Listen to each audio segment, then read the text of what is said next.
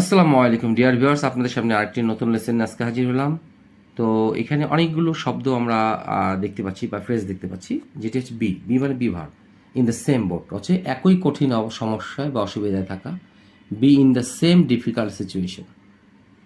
Miss the boat অর্থ হচ্ছে নৌকা মিস করা। এর অর্থ এরকম না, দেরি করার কারণে ভালো কিছু কিছু সুবিধা গ্রহণ করতে ব্যর্থ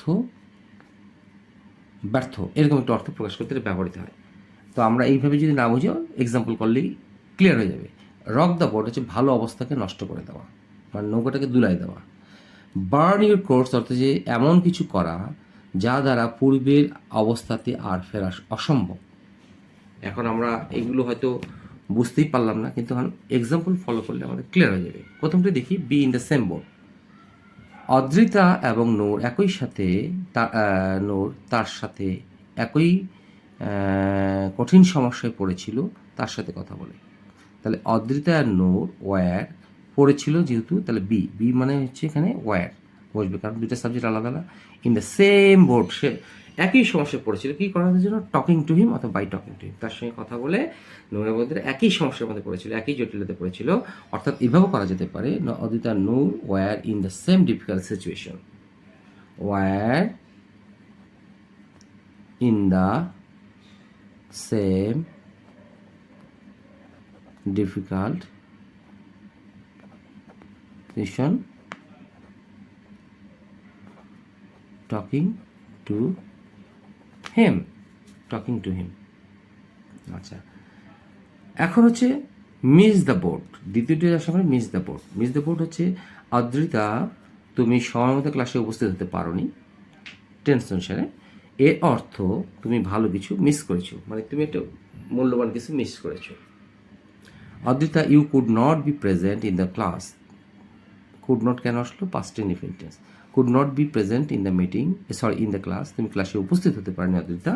কখন, at the proper time. At the proper time মানে হচ্ছে সময় মতো, এই সময় মতো ইংরেজি at the proper time.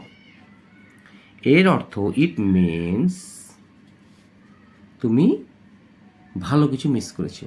You have missed the boat, তুমি ভালো কিছু মিস করেছো। You have missed the boat, এটা প্রেজেন্ট পারফেক্টে করেছি, সেই জন্য এখানে ভার্ব 3 বসেছে। এখন আসি রক দ্য বোট। এখন আসি আমরা এই রক দ্য বোট।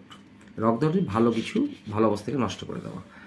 আমি বললাম, তোমাকে বললাম তুমি চুপ করে থাকো, কিন্তু তুমি ভালো অবস্থাটাকে নষ্ট করে দিলে, বেশি কথা বলে।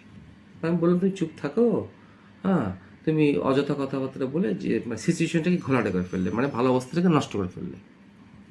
I told you to keep silent. চুপ করে থাকার ইংরেজি হচ্ছে কিপ সাইলেন্ট, অথবা to zip your lip. Zip your lip, ও এখানে আর দিতে হবে, zip your lip.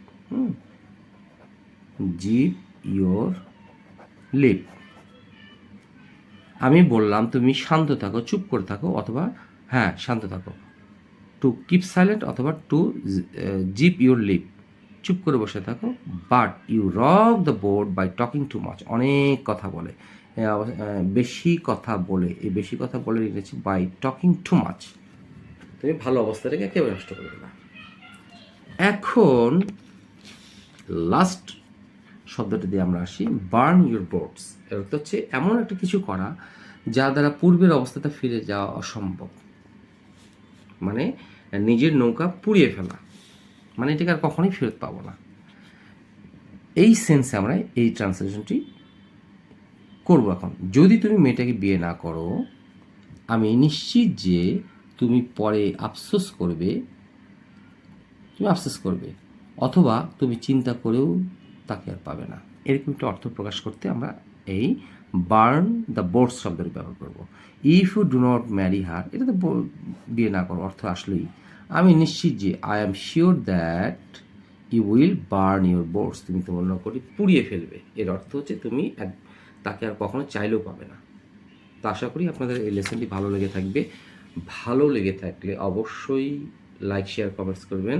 R like share comments এই কারণেই করবেন, তাহলে আমি অনুপ্রাণিত হবে, আমি অনুপ্রাণিত হলে আপনাদের মাধ্যমে আপনাদের কাছে আমি আরও সুন্দর সুন্দর লেসন হাজির হতে পারবো।